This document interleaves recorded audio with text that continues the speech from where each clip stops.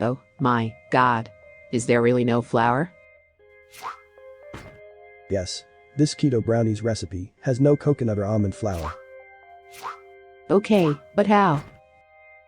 In this video, I'll show you how. By the way, if you like simple keto recipes, click on subscribe. There's a full list of the ingredients a little later. First, let's take a quick look at the instructions.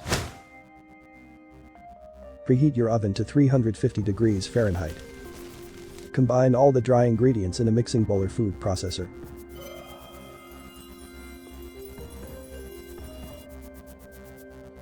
Add the eggs, milk, coconut oil and vanilla and blend together until you have the right brownie batter texture.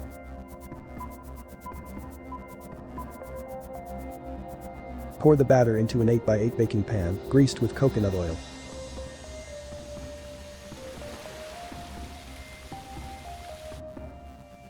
Bake at 350 degrees Fahrenheit for 15 to 20 minutes.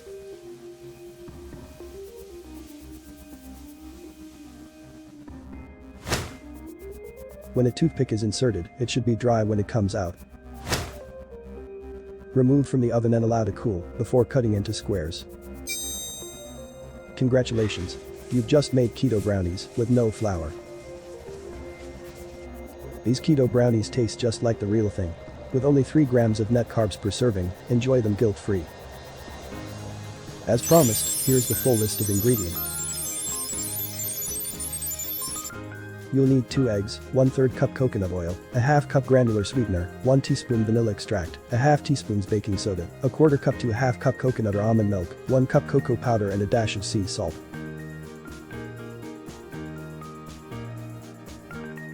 Thanks for watching. Don't forget to subscribe for more delicious simple keto recipes. Also, be sure to check out the links in the description box below for my favorite keto resources.